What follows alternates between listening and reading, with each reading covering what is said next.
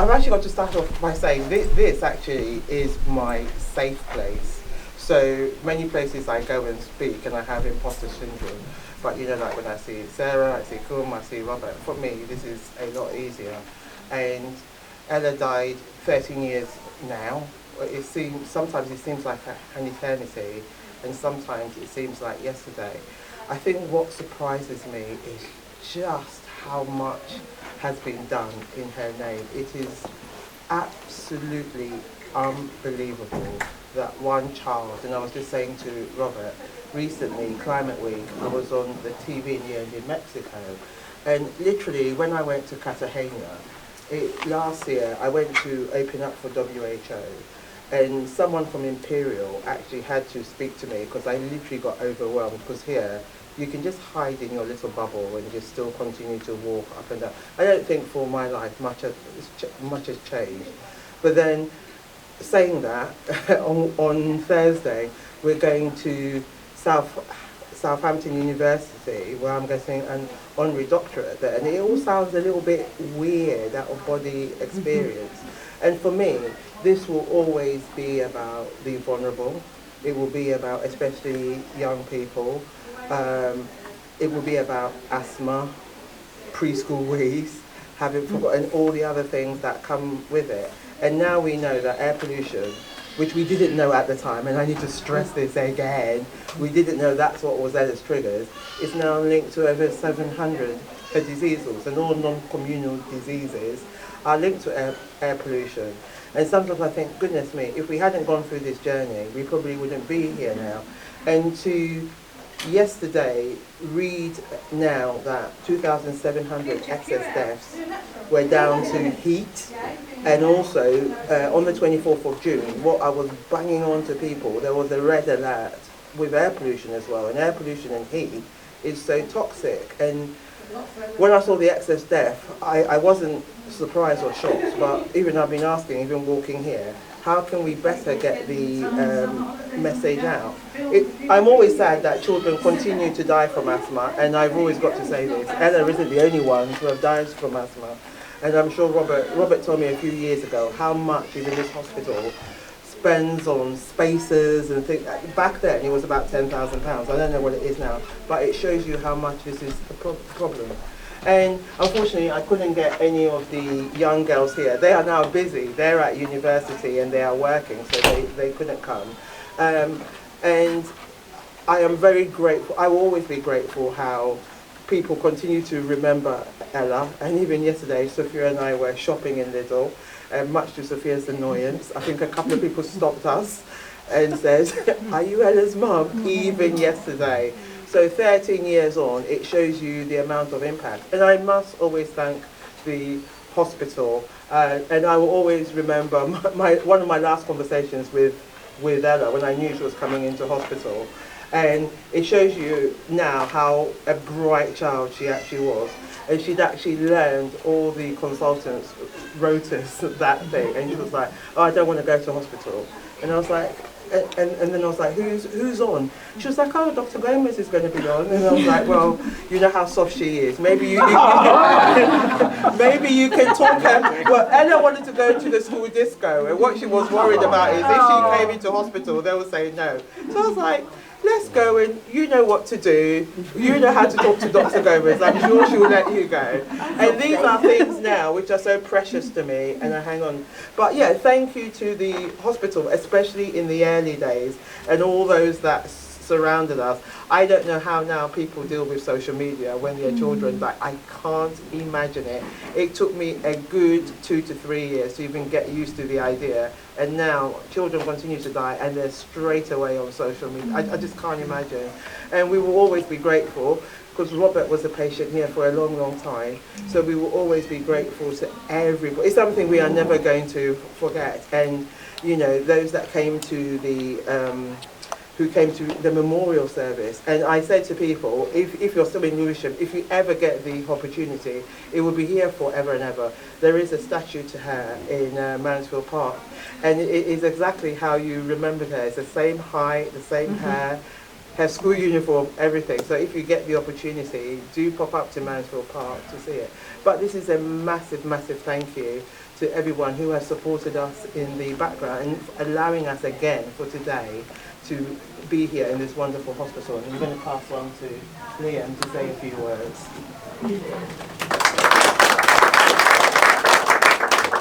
Thank you so much, Rosamund. Thanks so much to Ella Roberta Foundation, and thank you so much to all of the staff here for the care that you gave to Ella and the dedication day in, day out to all of the children that come to this ward, and we're so grateful. And just want to echo everything that you've said around the fact that what happened was a tragic, terrible thing. It was a stain on all of our conscience, but it reminds us that we have to get serious and we have to make the changes that are needed for safer air quality, for a safer environment for our children growing up. It is so important, and it's certainly something that I think about on a daily basis. We all have a duty of care to all of our communities, and that is certainly something that we are really focused on. And also understanding as well, something that I said recently when people were debating issues around air quality, it can be a contentious and an emotional issue for a lot of people. Fundamentally, air quality and these issues, it is a race and class issue. It affects the most vulnerable in our society, and it was really amazing to hear what you said about vulnerabilities, that we have to protect the most vulnerable. And it is such a beautiful project as well, the 1,000 cranes, the fact that these school children memorialise Ella in this beautiful way. They were working day in, day out in order to get those cranes ready for, I believe it was World Asthma Day, wasn't it? Just really beautiful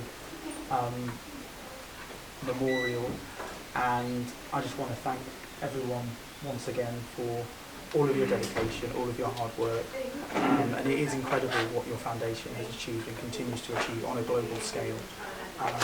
So thank you so much for all the work that you do.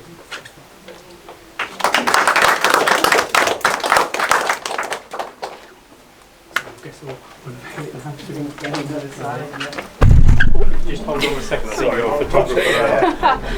Adam's thinking this is my moment. Don't do it too quick. Don't do it too quickly. Waiting all day for this. Yeah. Okay. Yes. Oh, Have you got the tape? Yeah. 5, 4, 3, 2, 1.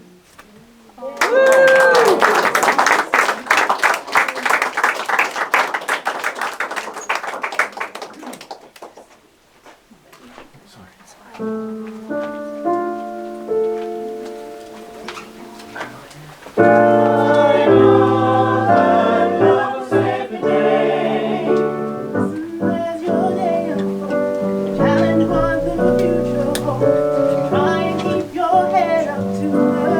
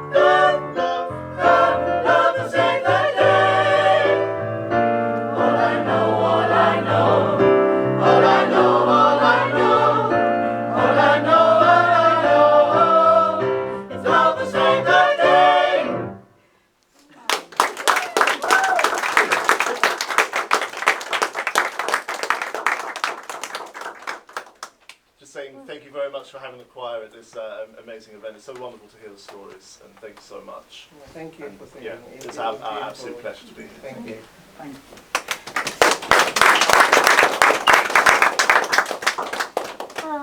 Shall we do a photo of everyone together if absolutely, we can? Would yeah. everyone like to? We'd love to have a photograph of everyone together if you'd like to come down. Just thinking where the best place to do it is going to be. Probably either. I actually reckon it's probably best everyone stays here. That's right. I'm going to be blocking. Are we going to get the choir in as well, or is that going to be too We could probably get the choir in if sort of angle some people around here. Maybe get someone. Thank you. Michelle, thank you for coming down. I'm still here on the wall. Are you? Michelle, please stay for me.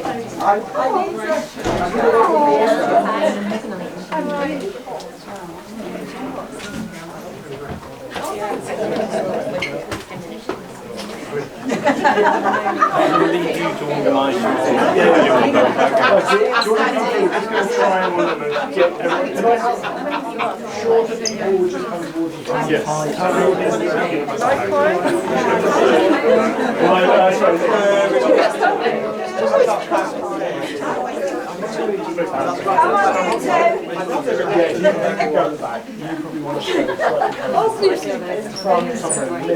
not supposed to be hiding as well, are you?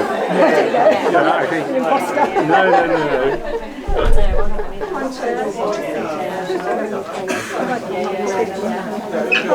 You were in this photo. And you, Catherine.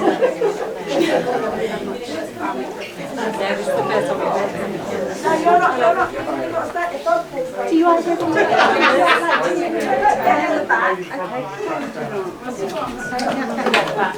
Can everyone come forward about 5 steps?